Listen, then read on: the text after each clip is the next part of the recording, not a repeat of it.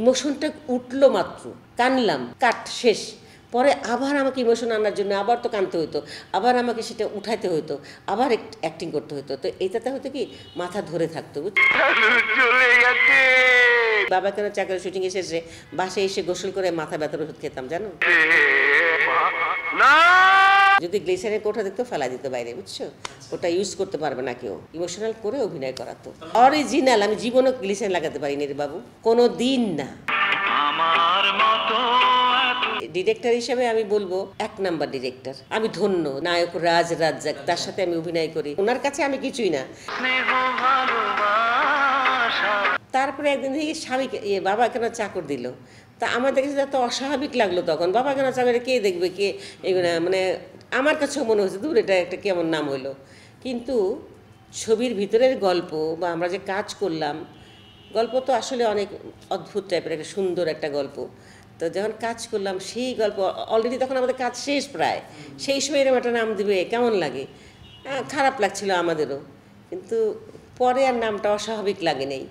পরে যখন ছবিটা রিলিজ হলো, এবং এখনও পর্যন্ত আমার কাছে তো অস্বাভাবিক লাগে না, অনেকে স্বাভাবিকই ছিল বাবা কেন চাকর। এই সিনেমাটা যখন করেছিলেন তখন রাজ্জাক ভাইয়ের সাথে কাজের অভিজ্ঞতাটা কেমন ছিল, এবং সিনেমার ভিতরে অনেক ইমোশনাল দৃশ্যগুলো ছিল, বিশেষ করে যখন শেষ পর্যায়ে আপনাকে যখন নিয়ে যাচ্ছিল, আপনি যখন মারা গেছিলেন তখন দর্শকরা অনেক কেঁদেছিল, এবং যে গানটা ছিল রাজ্জাক ভাই হেঁটে হেঁটে যাচ্ছে, গানটা তো এখনো এত অনেক ফেমাস, এখন অনেক ফেমাস। এই যে যখন আপনি মারা যাওয়ার পর আপনাকে নিয়ে যাচ্ছিল, 2 সন্তান কাঁদছিল, রাজ্জাক ভাই কাঁদছিল, এই মুহূর্তটা অনেক। ওখানে যারা ডামিশ ব্যবহার করে সেটা কিন্তু রাজ্জাক ভাই করেন না, কোনো কম্প্রোমাইজ করতেন না। ওখানে কেউ কে শোয়া দিলে কিন্তু হতো, তো আমাকে শুইতে হলো, আমাকে ঠেলা গাইতে ঠেলতে ঠেলতে নিয়ে গেল। যাই হোক, কোনো ব্যাপারে উনি কম্প্রোমাইজ করেন না। উনি ডিরেক্টর হিসেবে আমি বলবো 1 নাম্বার ডিরেক্টর। আর্টিস্ট হিসেবে তো আমার সঙ্গে কাজ করেন, ওনার কো আর্টিস্ট ছিলেন।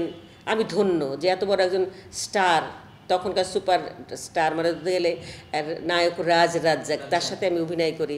রাজ্জাক ভাই একবার বলছি, আমি এটা ব্যাংককে কাজ করছি, তো আমি রান্নাঘরে যেয়ে তোমার একজন রাঁধুনি নিয়ে যায়, তো একজন লোক রান্না করে, তো সে তো কুলাতে পারে না, বাজার টাজার নিয়ে এসে কাটাকাটি করো, তাহাতে জড়াও। আবার রাজ্জাক ভাই কিন্তু 1টা-1.5টার মধ্যে ভাত দিতে হয়।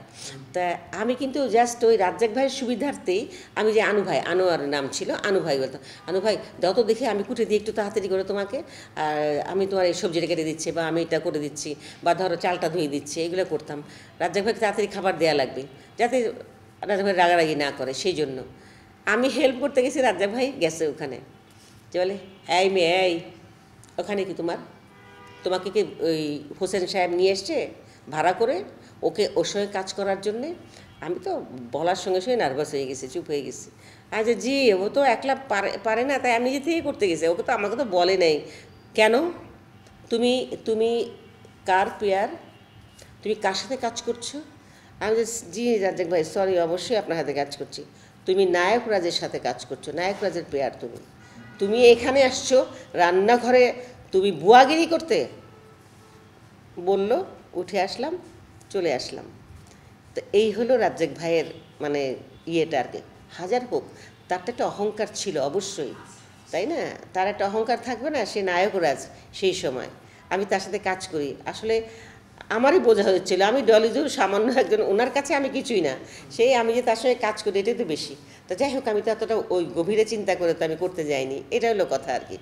তারপরে শেষে ডিরেকশনে রাজ্জাক ভাই 1 নাম্বার। এই কারণে বলবো, একজন শিল্পী অভিনয় করতে করতে ঝানু হয়, সেটা রাজ্জাক ভাইকে দেখলে বোঝা যাইতো। মানে আমরা কাজ করতে গিয়ে বুঝতে পারলাম, এতগুলো ছবিতে একসাথে কাজ করলাম, এতগুলো ছবিতে একসাথে কাজ করেছি, কিন্তু ওনার ডিরেকশনে কাজ করতে যেয়ে বুঝলাম রাজ্জাক ভাই যে কত সিনসিয়ার। ওনার সঙ্গে তো এটাও করলাম, তারপরে সন্তান যখন শত্রু করলাম, আরেকটা বোধহয় মরণ কি যেন কি লাস্ট ছবিটা, 3টা ছবি রাজ্জাক ভাই সাথে আমি ওনার ডিরেকশনে করলাম আর কি। তো বাবা কেন চাকরি করতে যেয়ে আমি বুঝলাম খুবই খুবই খুবই কষ্ট পেতাম কাজটা করার সময়। কারণ উনি সেটে ঢুকেই মেকআপ ম্যানকে বলতে, তোমার কাছে গ্লিসারিন আসছে? বলছে যে জি, ইয়ে দেখি, বলতে বলতে যে ব্যাগ দেখতো, যদি গ্লিসারিনের কোঠা দেখতো ফেলা দিত বাইরে, বুঝছো, ওটা ইউজ করতে পারবে না কেউ। মানে তোমাকে ইমোশনাল করবে, তারপরে সে টাইম নিত, তারপরে যে ক্যামেরা টেক করো, ইমোশনাল করে অভিনয় করাতো। তার অরিজিনাল। আমি জীবনও গ্লিসারিন লাগাতে পারিনি রে বাবু, কোনো দিন না। আচ্ছা। এবং আমি প্রতিদিন শুটিংয়ের শেষে, এই বাবা কেন চাকরি শুটিংয়ের শেষে বাসায় এসে গোসল করে মাথা ব্যথার ওষুধ খেতাম জানো, প্রতিদিন মাথা ব্যথা করতো। কারণ একটা শট আমার ইমোশনটা উঠলো মাত্র, কানলাম, কাট শেষ, পরে আবার আমাকে ইমোশন আনার জন্য আবার তো কানতে হতো, আবার আমাকে সেটা উঠাইতে হতো, আবার অ্যাক্টিং করতে হতো। তো এটাতে হতো কি মাথা ধরে থাকতো, বুঝছো এই জিনিস। তো একদিকে ভালো, একদিকে চরম ভালো, কারণ আমি যে একেবারে ক্যারেক্টার হয়ে অ্যাক্টিং করতে পারতাম, মানে আমি যে কাজটা করতাম, আমি যে ক্যারেক্টার হয়ে যেতাম, সেটা অনেক উপকার করে, অনেক হেল্প করে।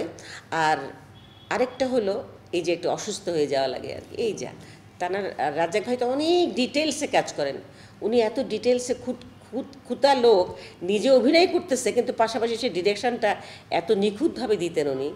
আমি মুগ্ধ, রাজ্জাক ভাইয়ের ডিরেকশনে আমি খুবই নাটকে যেমন হায়াত ভাইয়ের সঙ্গে কাজ করে আমি মুগ্ধ।